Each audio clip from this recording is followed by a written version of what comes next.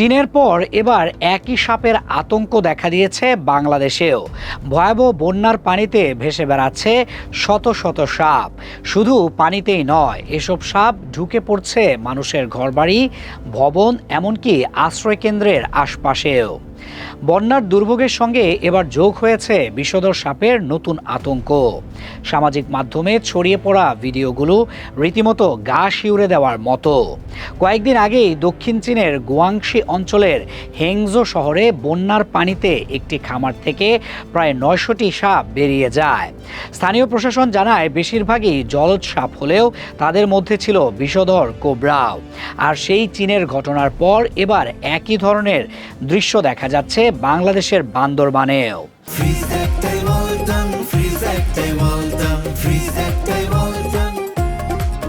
বান্দরবান সদরের বিভিন্ন এলাকায় বন্যার পানিতে ভেসে বেড়াচ্ছে নানা প্রজাতির সাপ।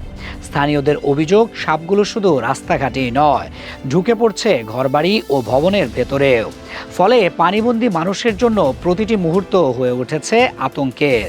শিশু, বৃদ্ধ ও অসুস্থদের নিয়ে ঘরে আটকে থাকা পরিবারগুলো জানাচ্ছেন তারা বুঝতে পারছেন না ঘর পাহারা দেবেন নাকি প্রাণ বাঁচাতে বাইরে বের হবেন।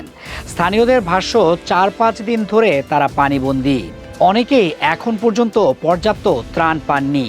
বিশুদ্ধ পানির কিছু বোতল ছাড়া প্রয়োজনীয় খাদ্য ও সহায়তা না পাওয়ার অভিযোগও করেছেন তারা। এরই মধ্যে বন্যার পানিতে ভেসে বেড়ানো সাপ, বিচ্ছুসহ বিভিন্ন প্রাণী মানুষের আতঙ্ক আরও কয়েক গুণ বাড়িয়ে দিয়েছে। যদিও সাঙ্গু ও মাতামুহুরী নদীর পানি কিছুটা কমতে শুরু করেছে, তবুও পানি পুরোপুরি না নামা পর্যন্ত দুর্ভোগ কমছে না। কারণ বন্যার পানির সঙ্গে কোথা থেকে কখন একটি বিষধর সাপ ঘরে ঢুকে পড়বে সেই আশঙ্কায় দিন কাটছে বান্দরবানের শত শত পরিবারের।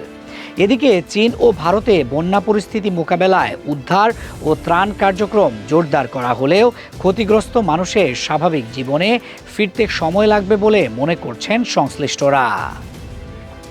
আবহাওয়াবিদদের মতে এশিয়া জুড়ে বন্যা, অতিবৃষ্টি ও চরম আবহাওয়ার ঘটনা বাড়ার পেছনে জলবায়ু পরিবর্তনের প্রভাব ক্রমে স্পষ্ট হয়ে উঠছে। আর তারই বাস্তব চিত্র যেন এখন দেখা যাচ্ছে চীনের পর এবার বাংলাদেশের বন্যার পানিতেও শত শত সাপের ভয়াবহ উপস্থিতি।